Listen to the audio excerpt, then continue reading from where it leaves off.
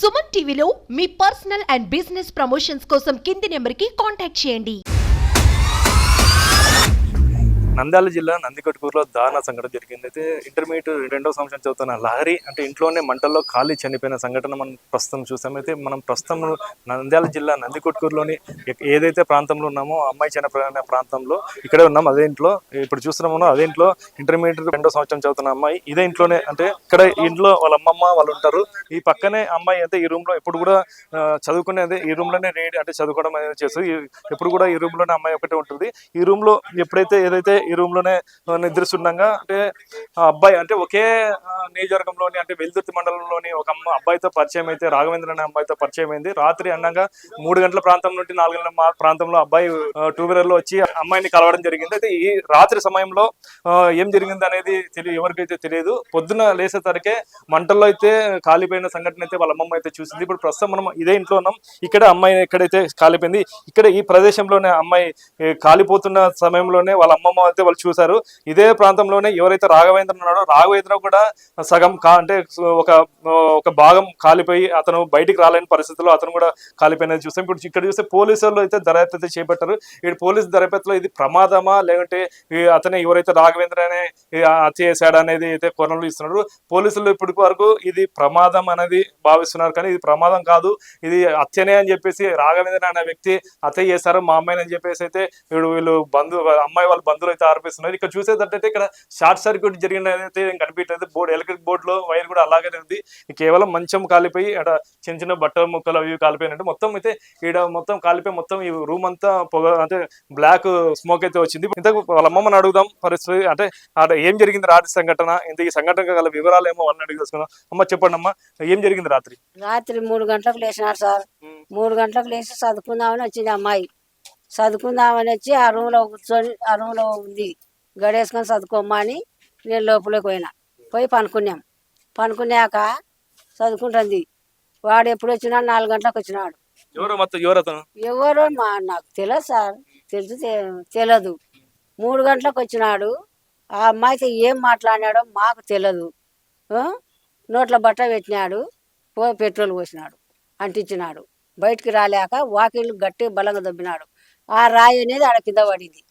ఆ శబ్దం మా కింద పడింది. అప్పుడు మేము బయటకు వచ్చినాం.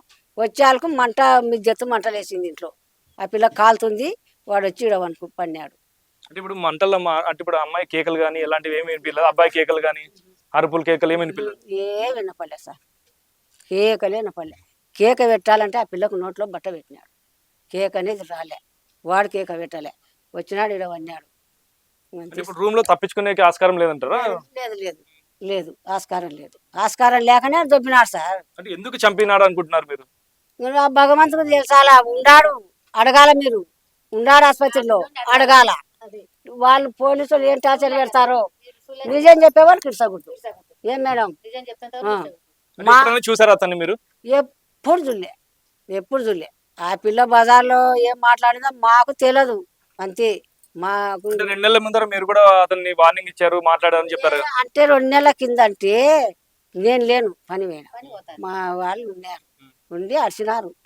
ఇట్ట వచ్చినావంటే కదా మరిగాదండొచ్చు నీకు అంటే ఇంకా నేను ఎప్పుడు రాను, నా చెల్లెలతో సమానం అన్నాడు. పోయినాడు అంతే. ఏమని చెప్పారు అప్పుడు? మీరు ఏం చూసారు? నేను లేను సార్, నేను పని పోయినా. మీరేమనుకుంటున్నారు? మీ అమ్మాయి చావు కారణం మీరు ఏమనుకుంటున్నారు? మీ మనోరాలు చావుకి కారణం ఏమనుకుంటున్నారు? వాడే కారణం, వాడే. మాకు ఏదన్నా నా బిడ్డకు న్యాయం చేయాలా ప్రభుత్వం.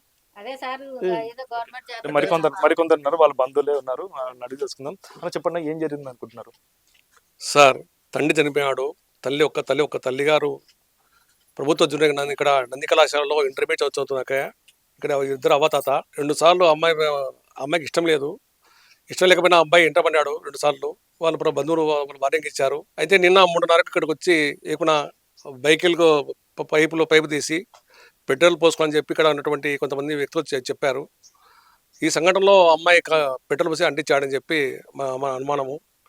అయితే ఇలాంటి సంఘటన ప్రాంతం కాకుండా చట్టాలు కఠినంగా శిక్షించాలా. ఈ కళాశాలలో హై స్కూల్లో ఈ ప్రేమ ఉన్నదమైన సపరేట్ అవేర్నెస్ ప్రోగ్రాం ఏర్పాటు చేయాలా. అదేవిధంగా ఇప్పుడు 108, 104 ఎలా ఉన్నదో ఒక సెల్ నెంబర్ ప్రభుత్వము ఒక సెల్ నెంబర్ ఏర్పాటు చేయాలా ఫిర్యాదు చేయడానికే. అదేవిధంగా ఈ కుటుంబానికి ఒక 30 లక్షల రూపాయల ఎక్స్‌గ్రేషియా 4th క్లాస్ ఒక ఉద్యోగం అని చెప్పి సిబిఐ పడి డిమాండ్ చేస్తున్నాం సార్. ఇప్పుడు అమ్మాయికి ఇష్టం లేనిదే అబ్బాయి కూడా ఇంత దూరం రాడు కదా, దీన్ని ఎలా చూస్తారు మీరు? అమ్మాయి ఇప్పుడు ఇష్టం ఉంటే ఎంతోమంది అమ్మాయిలు అబ్బాయిలు ఈరోజు పెళ్లి చేసుకుంటున్నారు, పోయి ఉండమ్మా వివాహం చేసుకుంటారు. అమ్మాయికి ఇష్టం లేదని చెప్పి ఇక్కడ చదువుకుంటుంది ఇప్పుడు అన్నప్పుడు మా అభిప్రాయం సార్. అయితే ముందే పేరెంట్స్ కానీ వాళ్ళ అమ్మమ్మ వాళ్ళు ఉన్నారు, వాళ్ళు చెప్పాలి ఇటు వస్తున్నా అని చెప్పేసి, ఇంకా బంధువులు ఉంటారు ఇటు వస్తున్నారు నాకు ఇటు ఈ ప్రాబ్లం ఉందని చెప్పి అమ్మాయి ఎందుకు చెప్పలేకపోయింది అనుకుంటున్నారు? గతంలో చెప్పారు, మరి వీళ్ళ తమ్ముడు వీళ్ళంతా వార్నింగ్ ఇచ్చారు, కానీ 2 months బ్యాక్ ఈ సంఘటన జరగడం దుష్టకరం సార్. ఇది అంటే ఇది అతనే చంపాడని చెప్పేసి మీరు అనుకుంటున్నారా?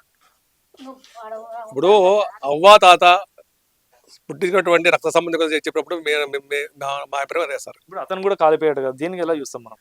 ఇప్పుడు అక్కడ గడపెట్టాడు సార్. సార్ ఇప్పుడు చిన్న రూమ్, అది రూమ్లో ఇప్పుడు నేను కానీ నువ్వు కానీ ఒక చిన్న ఒక అగ్గిపెట్టి కలుసుకుందాము ఇప్పుడు ఇక్కడే. ఆ మంటకు మనం ఏ విధంగా ఎంత బాధపడతామో నాకు తెలుసు. చిత్తమంటలో అమ్మాయి కాలిపోతుంటే ఒక అవ్వగా వాళ్ళు దాన్ని ప్రకటించలేకపోయారు.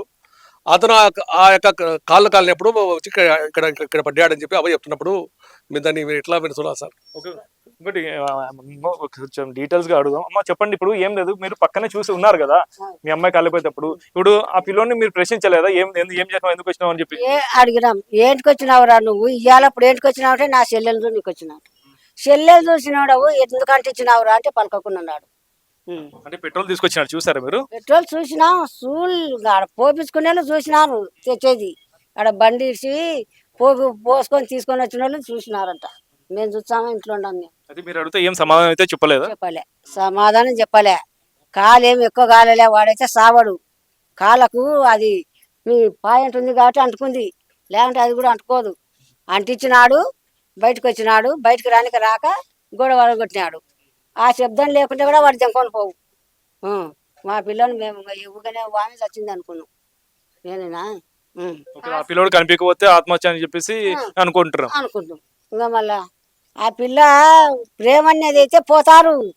ఇంతకుముందు అట్లా జరిగింది అంటున్నాం కదా, వచ్చి మాట్లాడుతున్నాడు అంటే ఏం అంటే అన్న వాడు అట్టటోడు కాదులేని ఆ పాప అనింది. అన్న నా చెల్లెలు అన్నాడు. నా చెల్లెలు అన్నప్పుడు ఇంకా మనం ఏమ వచ్చి అడిచినాడు, పోయినాడు. ఇంకా మళ్ళాసారి పోవాలనుకుంటే ఇప్పుడు పోవచ్చు కదా, పోయి పెళ్లి చేసుకోవచ్చు కదా. మాకేం అభ్యంతరమా? మేము చూస్తుమా? సంపాదించిన అవసరం ఏముంది వానికి? ఆ పిల్ల మాట వినలేదనే కదా చంపింది. ఇదేగా నేను చెప్పేది సార్, వేరే మాటలు చెప్పను, అబద్ధం చెప్పను. అయితే ఇదండి ఇప్పుడు అంటే అమ్మాయి వాళ్ళ అమ్మమ్మ వాళ్ళు చూసేది అయితే చెప్పేది ఇది పరిస్థితి. అంటే ఇది ముమ్మాటికి నోట్లో బట్టలు పెట్టి అరవకుండా కేకలు రాకోకుండా పెట్రోల్ పోసి చంపారని చెప్పేసి అయితే ఇక్కడ ఆరోపిస్తున్నారు. పోలీసులు మాత్రం దీనిలో వేరే కోణంగా అయితే భావిస్తున్నారు. ఇది ప్రమాదం కూడా జరిగి ఉండొచ్చు కదా అని చెప్పేసి పోలీసు భావిస్తున్నారు. అంటే ఇది అత్యన ప్రమాదం అనేది కూడా పూర్తి స్థాయిలో దర్యాప్తు చేసి పోలీసులు అయితే త్వరలోనే వెల్లడిస్తారని చెప్పేసి పోలీసు శాఖ కూడా తెలుస్తుంది. ఇది ఇక్కడ పరిస్థితి. కెమెరా పర్సన్ వికాస్తో కిరణ్, సుమన్ టీవీ, నందికొట్కూరు, నంద్యాల జిల్లా.